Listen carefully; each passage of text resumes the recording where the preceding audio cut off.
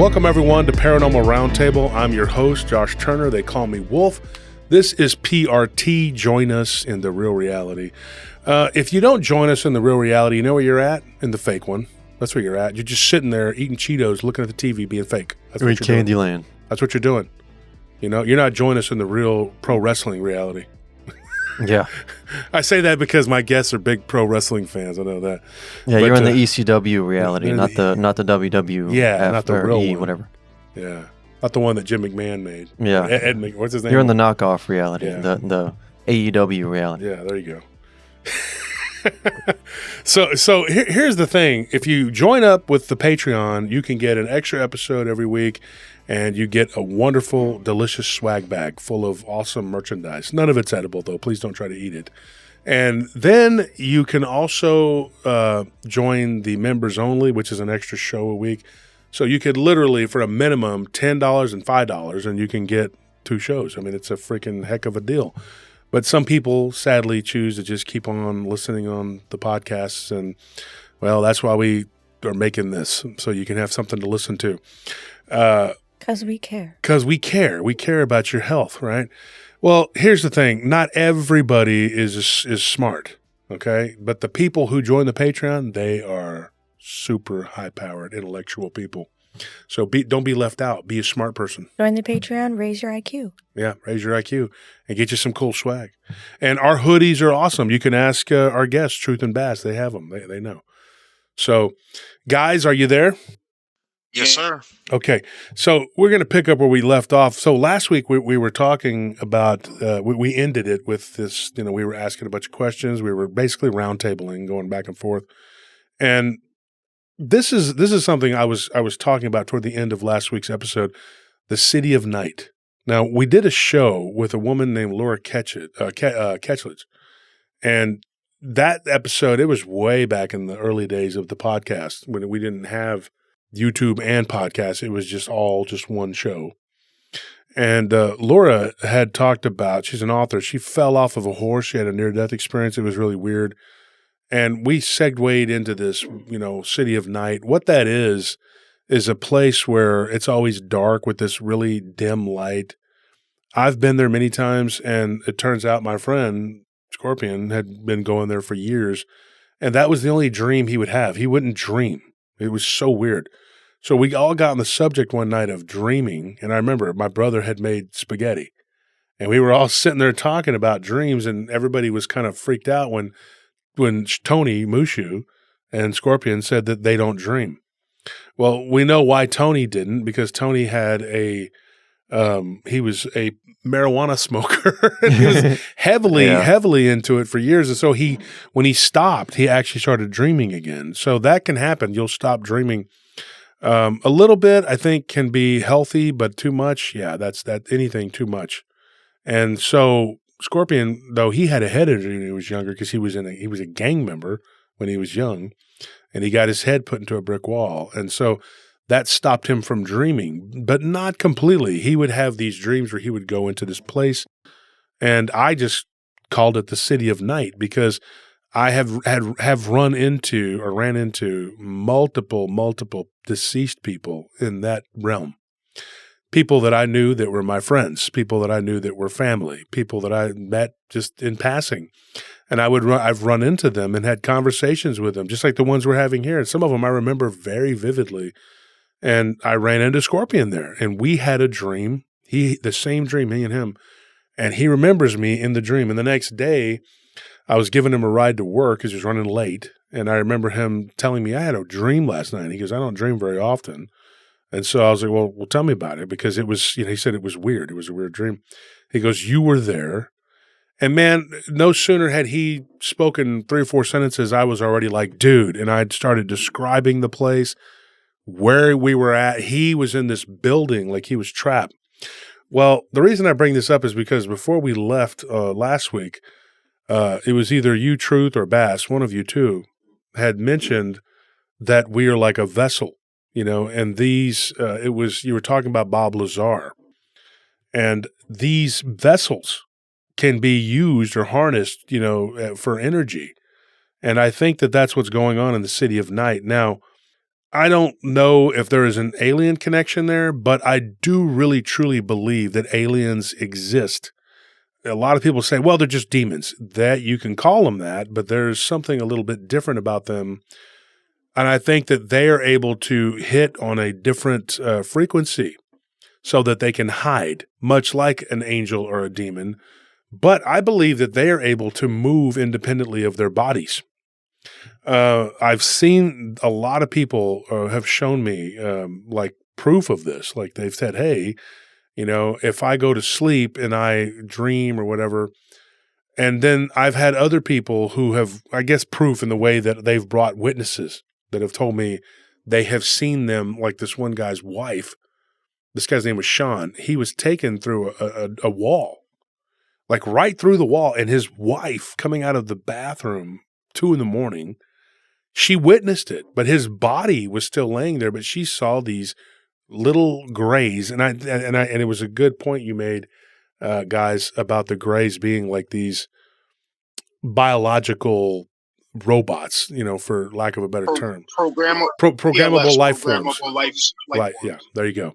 Biological robot, programmable life forms, and so that is, I believe, what those things are. But there again, those small like alien NPCs, they can go through the wall too. So you guys have covered multiple accounts. You guys have gone deep into the ufology because of what has happened to you. And if you want to hear about that, folks, it was on last week's episode. I want to ask a question on some of these cases. Have you guys come across this where people are taken through the wall by an alien, what appears to be an alien species, but it's not the physical body that's being like broken down, going through a wall. It's just the spirit and the body is still there. Have you covered cases like that? Or what are your thoughts on this? I tend to think that all right. So last week I said Bob Lazar, when he was doing his, I guess, debriefing, reading those documents, he came across a document that talked about humans were containers.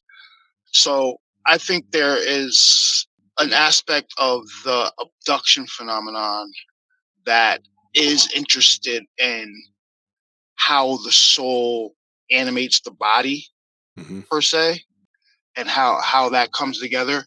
And then it also might be an aspect that these things may be soulless. They may be looking for a way to anchor themselves into our reality. You know what I mean? Like with the whole shifting through walls and pulling people through walls. There's something ethereal about some of this phenomenon. Some of these aspects, yeah. And I think that they are definitely interested in genetic material, because you do often hear about their hybridization program. But I do also believe that they are interested in the human soul, because maybe they don't have one, or maybe they have a way of harnessing the energy from a human soul and they use it as currency. Oh, that's interesting. Like intergalactic currency? Yes. Like, I'll go ahead and say it, like an intergalactic slave trade. How many people are actually abducted and not returned? Oh, yeah. You know what I mean? Because it's, all right, so that might not be happening in like first world countries like the United States, people being abducted and not returned, but in third world countries where they're not keeping tabs on the population, stuff like that, where it's easy to say go into a village, raid, and grab people up. So it ranges it runs the gambit on this whole phenomenon. So do you guys think, and this is for anybody here, it's Anthony, Nelly, myself, and Bass Truth, anybody have a opinion about this, but do you think that maybe that they have a breeding program too, like where they are harnessing DNA to procreate and we know they're doing that, but for the purpose of an intergalactic slave trade? Yes. I mean, I don't see why they wouldn't do anything and everything that they could to like basically maximize the what they're getting out of the people that they abduct. Hmm. I think they're trying to learn how to create consciousness. I believe that they are doing that, but they're also a certain race of aliens that do abduct people who are trying to save their own race. Mm. Like they're using genetics from us to try to save their own race because their race is dying off. You know how we like the horrific thing that we do to those the horseshoe crabs, Oh yeah, you know, for their blood. yeah, to make medicines because to help our diseases or to cure our diseases. Well, what if they're just doing the same thing? They could be prone to certain illnesses, maladies, diseases, and they're using us as their guinea pigs to try and figure out like what genetic information, material, or biological material from these life forms is going to help us create things that will help our race. Just like I think it's lisinopril that's made from rattlesnake venom. Yeah. Yeah, so I mean, like, who knows how many different cures or medicines that these things make for themselves that are harnessed from us. Yeah, that's interesting. Like, so if you wanna read a really good book about the alien abduction hybrid program, read The Threat by Dr. David Jacobs. That book actually is a little terrifying when you read it, and the, there's really no telling why they're using why they're abducting people for nay or anything. You have people who say they've been abducted and they've had sperm and ova taken from them, and then they're re-abducted at some point in the future and they're introduced To to their children, children. and the beings are the beings take these hybrid kids who look half alien, half human, and they bring them to the supposed parent, that sire that they took the ovum from or the sperm from, and they have them hold these hybrid babies. Have you guys heard of this? Oh yeah. It's a really crazy aspect, and it's almost like they want them to Bond. like feel, yeah, bond, feel. You know what I mean? Like how a normal human would do with a normal baby. And then it'll go on for a little while, and then they'll come and they'll take the baby back, and they'll bring the baby off, and then they'll bring the person back, and then the person will be re-abducted again in the future, and now the baby's bigger, like maybe like tight now, and they'll do that progressively as the child ages.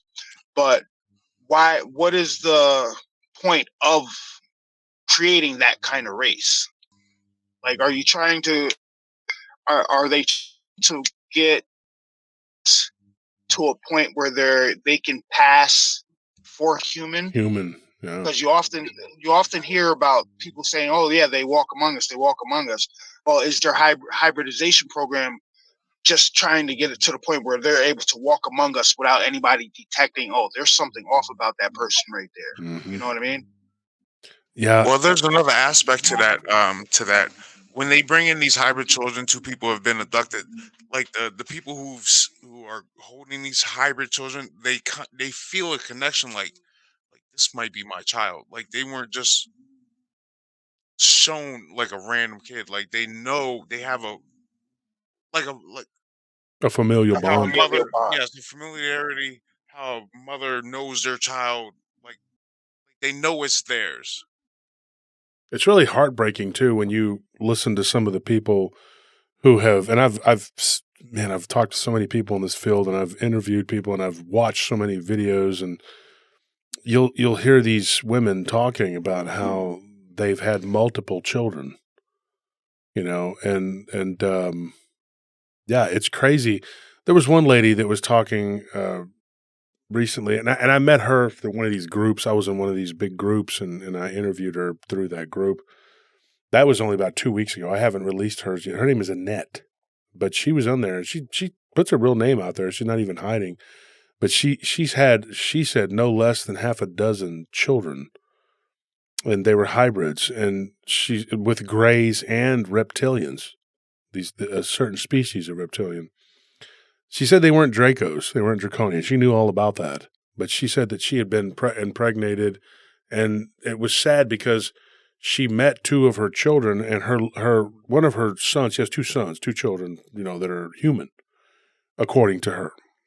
These are the only fully human children. And they have the same dad. He passed away. But one of the sons says, Mom, because he's now an abductee, the youngest, not the oldest one, but not the oldest, not the youngest one. And he said, Mom, I have two siblings, two brothers and sisters.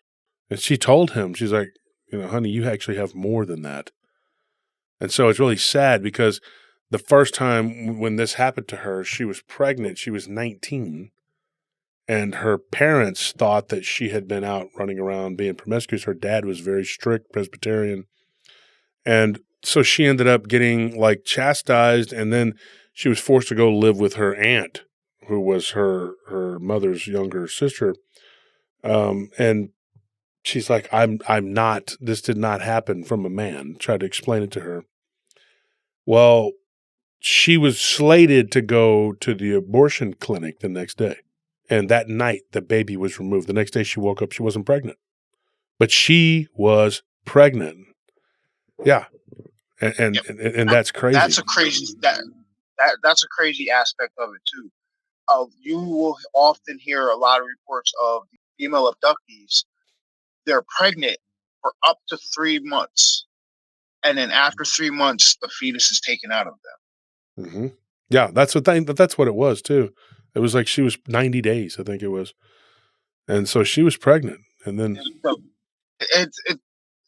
it's disturbing because it's like, they're just using, say, the human female as an incubation chamber. Because they put the hybrid, they'll have the hybrid baby in the female for what? The first trimester. Yeah. And then they'll take it out. Yeah, it's a weird thing. The woman will go to the doctor, and the doctor will be like, "Yo, there's no pregnancy here," and she would have been pregnant at a week before. It's really weird.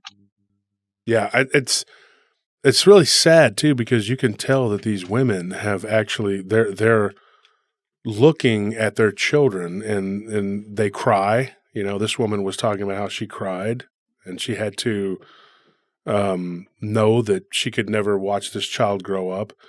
And she said that each iteration of this, these hybrids, if you will, the third one, which was from the Greys too, looked the most human. Like they were trying to perfect it. That's what's so freaky about this, I mean, I don't know. It's just a weird thing. What are your thoughts on that, Nellie? It's cruel. That's the only thing I can think of right now because I remember hearing about that kind of stuff happening and it was just too much to wrap my head around. I don't want to believe that that's real. Well, unfortunately, there's a lot of witnesses that can attest to that being a real thing. No, I mean I believe it. It's horrific. It's horrific. Yeah. But I mean, I think that they kind of look at us as cattle in a lot of ways, like, no different than a rancher would Evidently. have separating the baby from its mother. They don't care. And so that's kind of where we're at with this. It's an evil. It's a type of evil. And if they're trying to learn emotion or whatever. Well, some people would say that their infiltration has little to do with emotion and a lot to do with being able to put people in positions to be like leaders, or people who can, do espionage and different things like that, And I supposedly think that they've mastered that, though. Well, not necessarily. I know the reptilians have, for sure, but I don't know.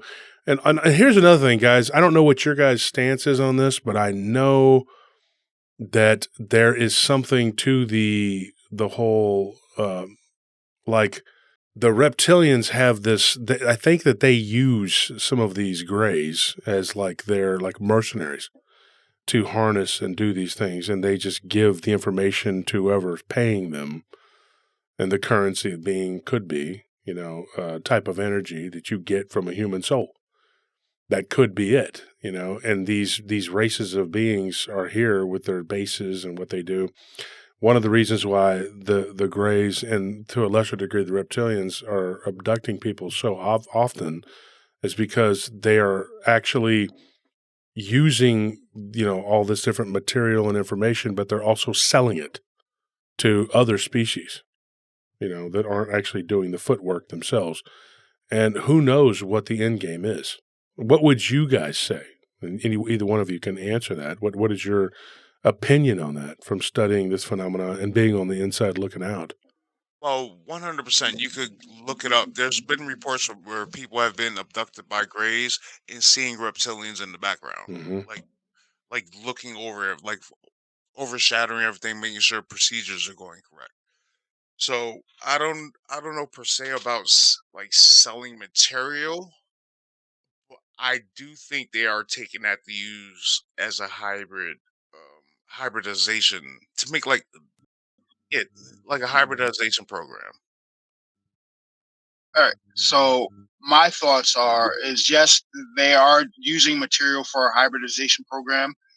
Yes, they are harnessing the energy from, say, a human soul. But I do think they are taking just legitimate people and selling them off as like slave labor or food to other alien species. Um, I do think that because, um, well, if you want to get into it, we can get into it. There's certain I think there's certain parts of humans that some of these beings might find delicious, appetizing, Like a delicacy. and that, yes, and that's where you get part. That's partially part of the whole human mutilation aspect of this phenomenon, which, like, you right now in the annals of government, you have these people talking about, oh, we have non-human intelligences, we have their craft and everything like that. One thing that that will never be brought up in a Senate subcommittee meeting or whatever these hearings that they're having is human mutilation. They will never ever talk about that. They're never going to tell people, yes, yes, citizens of Earth are being abducted by these beings and they're being killed and dissected. That is never going to come out ever. That would make sense why some people are mutilated and only certain things are removed, just like cows. They take the Yep. blood, or And, they take. Oh, go ahead. Sorry. no, I was just agreeing. Yeah, it just makes Yeah, the sense. mutilation thing is, and I had talked to somebody about this before, and they were trying to tell me that I can't remember the guy's name. He was a Hispanic guy we interviewed, Anthony. He was talking about the cattle mutilations and the human mutilations. He was from New Mexico, but he was trying to tell us that this was part of the cannibalism of the reptilians. But I told him, I said, sadly, the people that get taken and never seen again, that is a very real possibility. The ones that are mutilated and returned, they're not eating them, Yeah. And so I kind of argued with him about it. I forgot his name. He had a weird name like Hugo.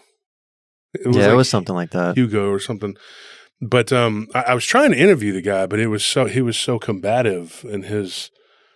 I don't want to use the word opposition, like controlled opposition, but it seemed like he was trying to steer me in another direction. And if I didn't want to take that, then no dice. And I said, well, I guess I won't be interviewing you then. But we kind of got into it about the whole mutilation thing. He brought up a case that I know you guys studied and talked about on your Rumble channel, and I know, Nelly, you've studied it too. The mutilation case of Brazil. What do you guys know about that? So from what I got, there was a gentleman that was found in Brazil, and Linda Moulton Howe talks about this case a lot because somebody had tagged her name in it and she got upset about it or something like that because she said it was throwing shade on the whole cattle mutilation thing. But it's not throwing shade on the cattle mutilation thing because it's the same exact thing that happens to cows that happens to humans. This gentleman was found on, I believe it was a riverbank, and he had it's good. I don't want to get too graphic on the channel, but he had his nether regions cored out. He had a hole underneath his one side of his ribs, and a strip of skin was taken off of his jaw, and his eyes were taken, and there were burn marks along some spots of this body. Yeah, And cookie cutter marks on his shoulders, and half of his jaw was missing too. Mm. Yep, they took out his left eye. The eyelids were removed, and the two cookie cutter parts on his chest. And he was. They said that he was alive during all of that. I was just about to ask if they were post mortem. Oh man. Well, according to one of the stories that I read about it, they said that he was aware of when it was happening to him, but then his heart gave out during it. It was I think it was the way that the wounds were like burned. They could tell that he was still alive when it was happening to him. now, now Plus check the this. look of fright on the face of the body. Yeah. Now check this out. Right, there's another incident that happened in the 40s that people might not attribute to the same thing, but when you go back and look at the pictures, it correlates with the human mutilation that was taking place in Brazil. You want to know what that incident is? The Dilatov Pass incident. Oh, yeah. yes. In Go- Russia. Yeah, and that the incident where all those hikers died mysteriously.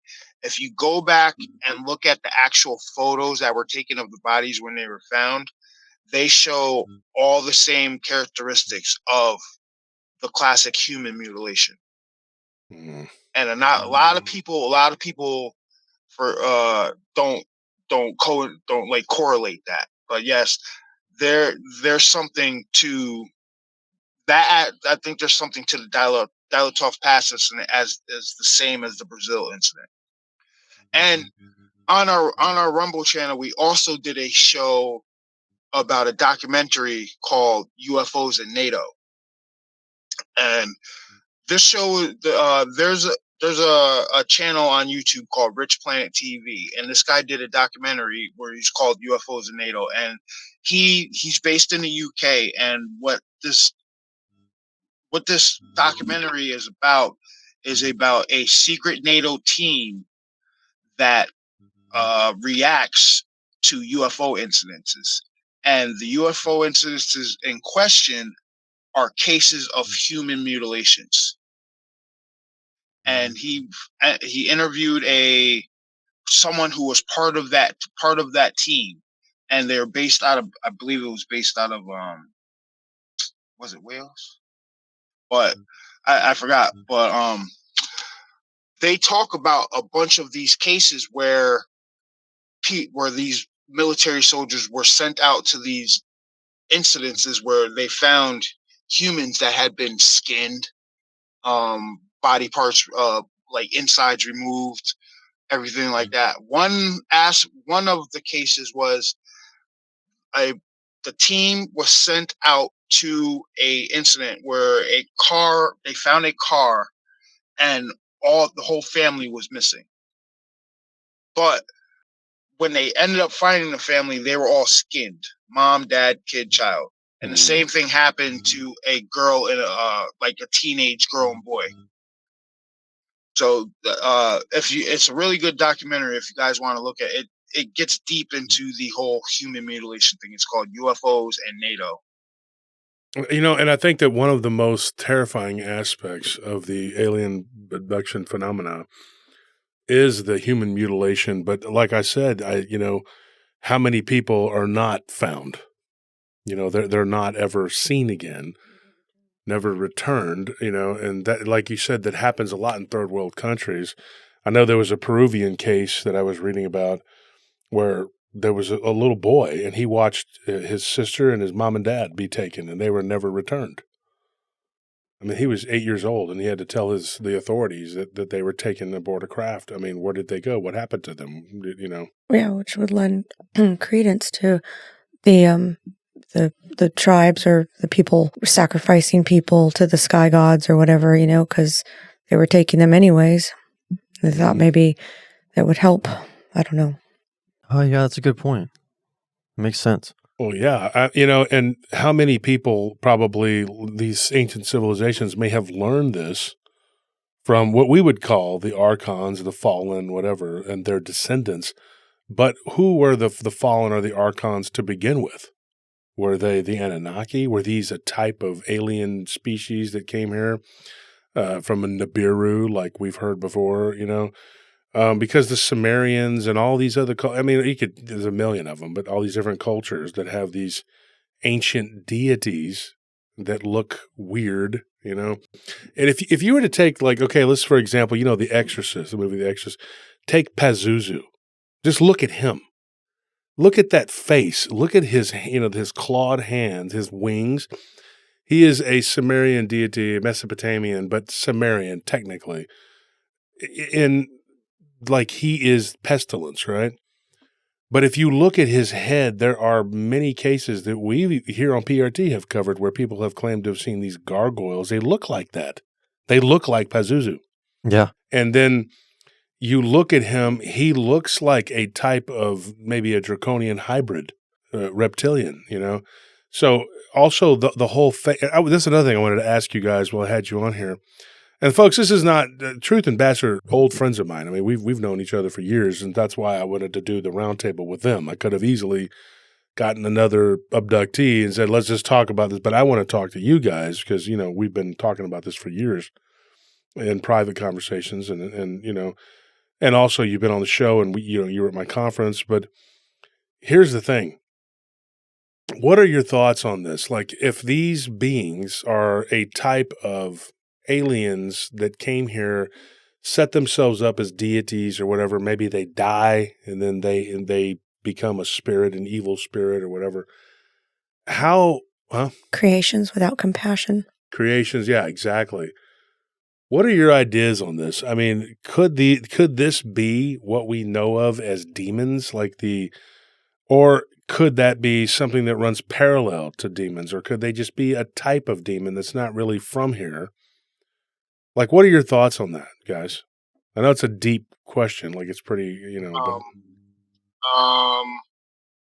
I look at it this way. The people back then, you have to look at their language. They were recording what they saw in the way that they could describe. mm-hmm. So back then, they didn't have the term alien. They didn't have the term anything like that. They had terms angels and demons. So if, say, they came across, say, a group of the supposed human-looking aliens had landed or so, and they looked angelic with all the lights and everything like that, back then they might have considered them angels, whereas like the look of like the Greys or the reptilians or the mantids or something like that would have looked like demons to them back then. So I think it's just a matter of the lexicon that you're using. Yeah, it could be as simple as like the language, like what they would call them or what they would refer to them as. And as Nelly, you said, like the sky gods. Sky people, whatever. They could have definitely landed here back then, set themselves up as gods. I do think that's a full possibility. I mean, look at South America. Yep, like look at South America. I've always thought this, like the quote unquote pyramids of South America. To me, those are landing sites. They're huge. They have a flat top. Whereas, say, if you look at it, something would land on top and start walking down those absorbent amount of steps. What Truth is saying about these pyramids down in South America. Now, if you look at the way they're built and how high these staircases are, they look like giant staircases.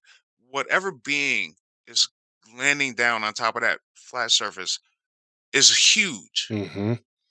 I was just about to say they're giants, and then these people long after they're gone, they're like, oh, these are sacred sites. This is where we need to commit human sacrifice. You know what I mean? Yeah. Sacred for who? Yeah, sacred for who? That's the thing. Pazuzu and his people, his buddies.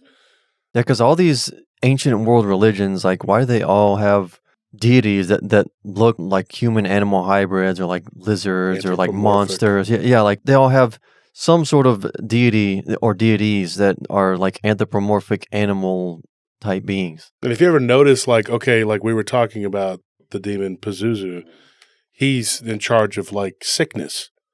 What if you get out of line and you don't work and you don't produce, you don't dig for gold or whatever it is they got you doing? Pazuzu comes out and gets everybody sick. So he's in charge of the pestilence, but then you have another one who's in charge of, you don't have healthy children. Like these different enforcers. Because you notice that they're these vile beings that they're worshiping. They're not really giving them anything. They're just if you don't worship them, it's like a negative thing. It's like placating. Yeah, you got to placate them, or they will cause you to not have children. You will have not healthy children. You will be sick. Your crops will die. The sun will be turned black, and I believe they could probably turn darkness. There's things they could do. They could probably put a ship over there above the sun and just follow the sun and just make everything dark and scare the hell out of these people. People were terrorized by these beings. And then, of course, it says in the book of Enoch that they put a stop to that. God was like, okay, enough of this. But who knows? I mean, like what and how often these beings visited Earth. And what you said, Bass, about the landing site, that's very interesting. There is a Mayan depiction. I know everybody's probably seen it on the Ancient Aliens. It looks like a guy, like an astronaut. Yeah, it looks like he's piloting like a ship or something. It looks like he's in the cockpit of like a spaceship, and he's even got like the spacesuit helmet on and everything. Mm-hmm. Look at Teotihuacan. Mm-hmm. That was the giants, the gods. The Aztecs wouldn't go there. There's hieroglyphs in one of the pyramids. I forgot exactly which one, but it depicts. There's a picture of a disc-shaped craft, a plane, a helicopter, and what looks like a submarine. How would they know that way back then? Yeah. I mean, the world, though, I think has gone in cycles. I've said that before. Yeah, a bunch of different resets. Mm-hmm. Lots of resets. The Tartarian thing is very interesting. And how much could an alien presence have had to do with that? These people get too smart. We just shut them down. We start over. And then they get amnesia. We know they're really good at giving everybody amnesia because that's what most of the people end up with, when they have the abductions. They can't remember. And then I do believe, though, that it has a time limit. It has a shelf life. Like, you notice how a lot of people start remembering like 20, 30 years down the road. They'll start having memories of these things. There's also this weird thing with reincarnation. Like, people will talk about when they remember their reincarnation, and they'll talk about these weird elf-like creatures that were involved in basically putting their soul or their soul matrix back on the wheel of Dharma and making them come back. That's a weird thing. You hear about that too. And people that will take DMT, Joe Rogan's always talking about DMT, and there's a lot of people doing it, now, and they'll have these weird experiences with these machine elves. Edgar Cayce, the sleeping prophet, he was another one. He would go into these trance-like states, and then he would talk about he would find the light, and he would just basically ascend these stairs, and he would see these low-level, malformed, demonic elf-looking creatures, and he would just ignore them, and not listen to them. And then as he got up higher on the ladder, the stairs, he would become more. It would become better, lighter. And the beings would become more benevolent and looking more benevolent and normal. But you wonder, like, where these beings fall into, like, what spectrum, you know what I mean? And my answer to that, I believe, from my research, is that they come from all these different spectrums. You can't say, hey, that this is just one, like, this one comes from this one. I think it's a mishmash, and I think it's layers upon layers of alien visitation and of abduction. And I believe that even some very famous and powerful people in our lives have been witness to this or victims of this, if you would call it that. I don't know what you guys Well, think. there's a famous UFO abduction case out of New York City. I don't know. The main witness was like an ambassador. So one night, this ambassador, I believe he worked at the UN. He was in his car, in the back seat of his car, being driven home, and he happened to look up, and what he saw was a woman being taken out of her apartment, floated up into the sky. She was then brought up into a disc, and then the disc took off. So yeah, there's high level people who have seen this stuff with their own eyes, like the actual abductions, let alone the technology and stuff that we have hidden in these secret bases. But yeah, there are high up people who have seen this stuff. I mean, this guy was a UN ambassador, and he witnessed an abduction in the middle of New York City at night. Ooh. And I think there was a few. There was a few hundred witnesses to that. The technology that we have can't compare to what's really out there. No, I mean, like what we have is just the tip of the iceberg. I mean, I believe that, like, I mean, first off, I think that there's no human illness or disease that is incurable. I just don't believe that, and I think that everything that we have that is like new technology that we consider cutting edge is like stuff that's really kind of primitive because technological breakthroughs are drip fed to the public.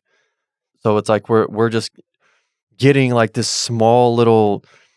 It's like we're looking through a peephole, a peephole of a door, and we're just seeing like this small little through this small little pinhole, and like what we have is just like limited, and we have no clue what is truly out there. Like all this AI, the supercomputers, even these quantum computers. Like the fact that we even know about them, in my opinion, like that there tells me that they're really even not that advanced compared to what actually exists that we don't know about.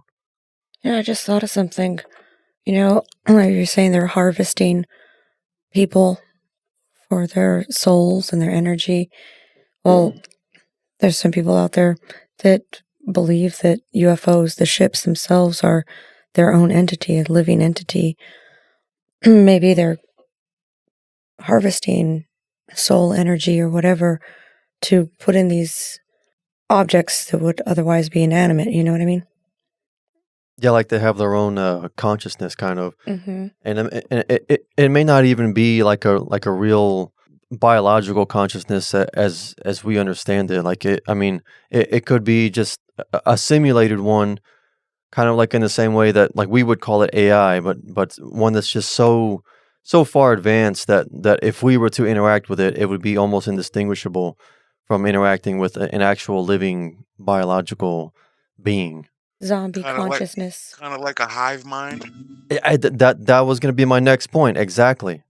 Like, what if these different races of alien beings, that each race is actually representative of like a singular consciousness, and whenever these different races of aliens are in conflict with one another, it seems like they're going back and forth on an individual level, but between like one faction with thousands or millions of beings against another faction with thousands or millions of beings. But what it really is, it's just two beings that are expressed through this collective consciousness that kind of like basically they have like these aliens are kind of like meat puppets controlled by this greater like hive mind consciousness. It's kind of hard to put into Slave words. consciousness Yeah, turned into exactly. zombie consciousness so that they're all tethered together. Can you imagine the nightmare of somewhat being conscious that you've now been melded to something unnatural? Yeah, like a what's the name of that movie that you hate, Nelly? Color out of space. Yeah, color out of space. Like it's like you're merged into this this hive mind consciousness, and you're aware of it, but there's nothing you can do. It's kind of almost like a form of like physical possession or something. Mycelium got mad. Or like, in Hinduism, and we've talked about this on the show before, but the common misconception about Hinduism is that they all these thousands of deities that they have are individual deities, and therefore it's a polytheistic religion. But really, like when you get down to it, what they believe as Hindus is that all of those deities are actually just different aspects of their one creator, like overall omnipotent God, which in Hinduism is Brahma. So a lot of their deities in Hinduism, the way they're depicted, they look like aliens. They look like weird alien hybrid, like animal hybrid beings, and they believe that those things are different aspects of Brahma manifested, as a singular being. Sounds like they've been, excuse me, suturing different DNAs from different creatures together, just stitching them, melding them together. If I'm not mistaken, in Hinduism, they believe in the Viyamanas, right? They call UFOs the Viyamanas. I think so. I know that in the Vedas, like the descriptions of their war in the heavens, they sound very similar to something out of Star Wars, like flying ships and energy weapons, and the destruction is like on the scale of like nuclear warfare. It's very strange. Kind of sounds like something from Ron L. Hubbard. Yeah, I mean, who knows? Maybe he was heavily inspired by it. Like this is stuff that was written, in ancient times, just thousands of years ago. So I don't think all right. So the main culprits in the UFO phenomenon that you hear about are like the human types, and then you hear about the greys, the reptilians, and the insectoids. Yeah. I think that the greys and the insectoids operate on a hive mind, and then the reptilians don't operate. The reptilians don't operate, say, on a hive mind. That's not the way they operate. And They might operate in a class structure. yeah, I think the reptilians operate in a class structure, whereas the greys and the insectoids, they have a hive mind where they're all told what to do. They're all just like worker bees, pretty much. Yeah, like a lower level consciousness. All for one for all. Yeah, they do the grunt work, and that's why you often see, like in abduction cases, certain it varies, because sometimes during the abduction cases you'll have the small greys that'll be doing the procedures or whatnot, but then the overseers vary. Sometimes you'll have a mantis looking being wearing a hood standing behind them. Sometimes they'll have, like Bass said prior, a reptilian being standing behind them doing the overseeing, and then sometimes there's a human looking being standing behind them. So I think that the two ruling classes, the reptilians and the human types, they operate on a class system, something other than a hive mind, whereas the insectoids and the greys are hive mind. They're controlled beings. I wonder if they're a type of synthetic, half biological creation that the higher up aliens created. That's what the greys are, I believe. Like the lower level greys are like a biomechanoid organism.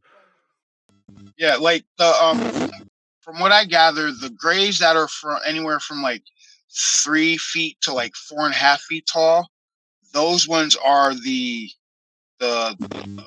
programmable life forms. Those are the ones that operate on like hive mind, and the ones that are the ones that are a little bit taller, they're the smaller ones, overseers. But the ones who run the greys, those are all.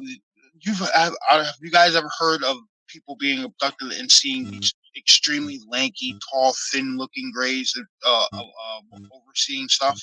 Yes, yes. Actually, they look like those aliens on the planet Camino. Like, have you seen Star Wars, the prequel series?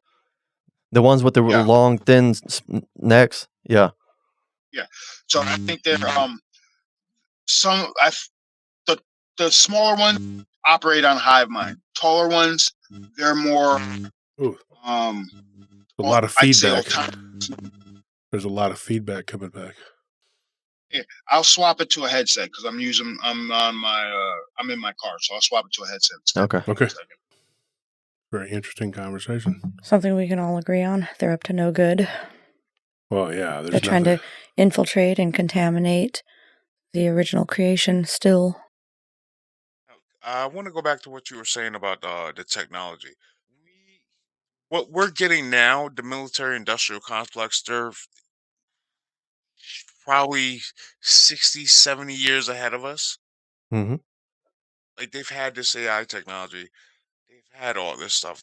That's where a lot of the money that goes missing in the military budget goes to every year. These secret black programs that don't have to answer to the FOIA Act, like Halliburton, Can you guys hear me? Lockheed Martin, Yes. like companies like that. Okay. They don't have to answer to the FOIA. AI has been around a lot longer than we could imagine. Yeah. Yeah. And right there on that note, we're going to stop, and we'll be back next week to wrap it up. But thank you, everyone, for tuning in. Thank you for listening to PRT. This is us signing off. Good night.